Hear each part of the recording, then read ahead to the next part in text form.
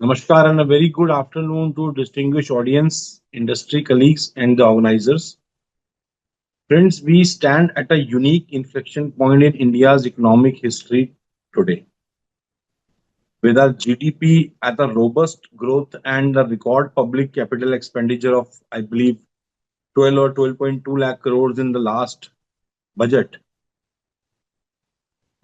our infrastructure landscape is transforming at an unprecedented pace. There's no doubt about it.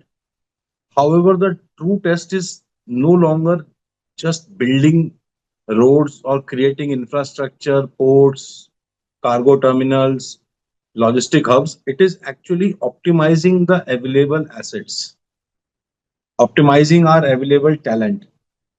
I'd like to take a clue from Mr. Mahinder Gupta ji. He just said that technology changes very fast. We all have learned throughout our life that there was a phenomena of change is the only constant, but in last one decade it has transformed into the rate of change is only constant, and further if I can say in last half a decade it has changed to the quantum of change is now the only constant. So the way global business is moving, global technology is getting updated. India is now having no shortage of talent, technology, available finance or projects. It is how we optimize it. And if I can say that as of this early year 2026, we have achieved a historic milestone. And I can say that with authority being involved with PM Gati Shakti planning group, as well as being the jury member for last 2 years for the National Logistic Awards. And for that matter, I'll congratulate Mr. Jeevan from Indicold because I had judged their presentation and they have just last month on 13th of May, they have received the national award leaps. So in last 1 year, we have noticed that our logistic costs have dipped to well below 8% of the GDP threshold. It's a dramatic improvement from 13-14% level that had historically constrained our competitiveness. There are certain theories that it was never 13-14%. There were some misalignment or misjudged reports from some international media, whatever it was, but definitely those 13-14% logistic cost of our GDP were actually hampering our foreign investments as well as new avenues. So that has been breached. I believe that level has been breached. And now what we need is, and what I would like to discuss now is how we are moving from a strategy of part of PM Gati Shakti and National Logistics Policy to the execution of a truly integrated, smart, and global standard logistic ecosystem. See, everybody knows China may be today world's factory, but India is on a route to, if not replace it, challenge it. And with our population and demography and the excellent geographical advantage that we have between Southeast Asia and Europe through Middle East, we have a chance actually to leverage these assets. What these two initiatives are doing, I'll try to explain as per my humble understanding. PM Gati Shakti and National Logistic Policy, in my understanding, are not mere construction mandates of creating new assets or creating new policies. They are actually the frameworks of transformation of governance in India. We have always seen while legacy siloed information, different departments, different ministries, different state offices working in silos in their own, there was no coordination. What these two particular projects, PM Gati Shakti and NLP, has done, they had actually evolved. If I talk about say PM Gati Shakti, it has certainly evolved as a sophisticated geospatial planning platform with around 57 ministries and departments already onboarded. They are now working in coordination. So India has moved from siloed development to whole of the government synchronization. Actual a pan India movement is now working in this field. And this national logistic policy that we called NLP, it provides the roadmap to defend these gains and build up on this foundation. Our challenge today as a business community and collectively as a nation is today is to ensure that our logistic costs still stay very low even as freight demand is growing 7 to 8% annually, which is a very healthy sign. And for that, what we need is standardization, or say grading and rating of logistics system, because standardization is sort of a, I would say, a common language for all siloed information and data that was there in this country for last 7 decades.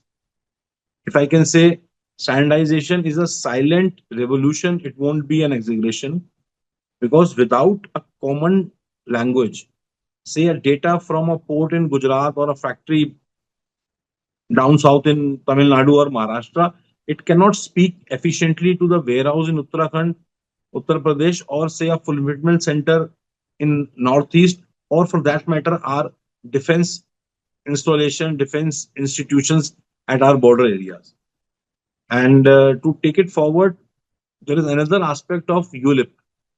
Through this unified logistic interface platform, we are finally able to integrate data across our, say, factories, industrial zones, SEZs, logistic hubs, ports, railways, cargo terminals, customs, and road transport.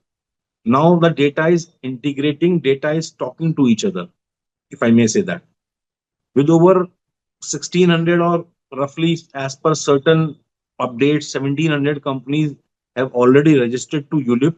So India is right now eliminating the paper wall, which was a major roadblock in our development. We are now moving towards a unified governance that aligns our land use and transport policies, and it is reducing that very unique and unfortunate uncertainty tax for developers and international investors. We also need to power our MSMEs, startups, and PSUs, because this is the segment where actually the execution meets opportunity, the opportunity of available talent, available resources, and available business avenues. Our government's recent policies in last 2 3 years specifically, they have effectively democratized sort of the access to logistic intelligence or logistic data.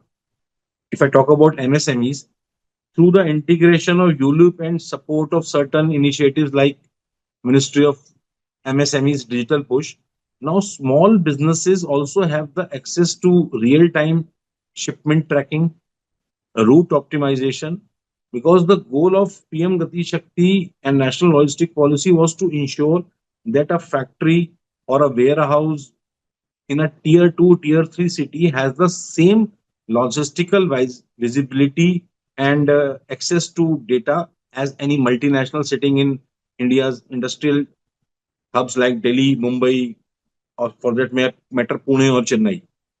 For the startups, which are the real heroes of India's growth in last 10 years, the PM Gati Shakti National Master Plan has opened its GIS portals to private innovators. They are turning actually the country into a sandbox sort of a thing for logistic tech, at least. From automated warehousing to predictive supply chain modeling, because predictive supply chain modeling or predictive maintenance, for that matter, for infrastructure in Indian logistic hubs, is a real need of the hour. And by leveraging these things, the startups are building a tech stack that will further define our future till 2047. If I talk about PSUs, all our public sector undertakings have been acting as integrators basically. By adopting these project monitoring group framework of PM Gati Shakti and utilizing Gati Shakti cargo terminals, which I believe, if not mistaken, around 118 PM Gati Shakti cargo terminals are operational right now, they are commissioned. So the PSUs are ensuring that major infrastructure is synchronized with industrial demand and turning our available assets into throughput driven performance machines, which is required for a developing nation that is aspiring to be a Vishwaguru or an Atmanirbhar Bharat by 2047. And as per my second part of my topic, that was AI. So let us talk a bit about AI driven future, though personally don't take my words otherwise if there are some AI experts here. This particular term of artificial intelligence, I don't agree to this. As per me, it is improvised intelligence. It is not an artificial intelligence.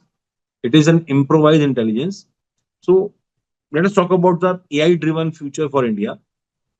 If I say that standardization establishes a common language between various stakeholders, this AI actually delivers the intelligent insight. If we can say standardization is setting the rules, then AI is here to unlock the results.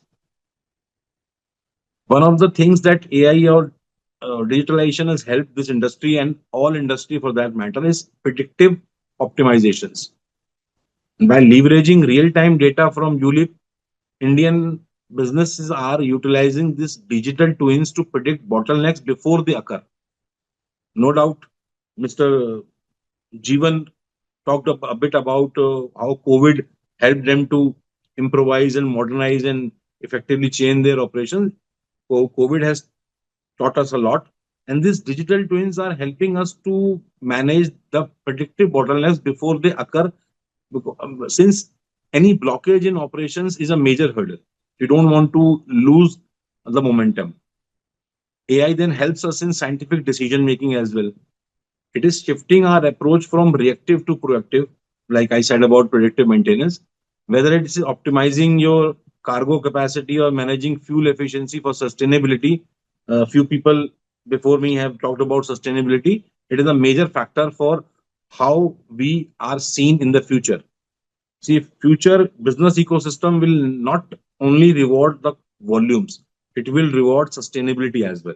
How efficiently we are using our resources right now, how well we are planning to leave this planet for our future generation.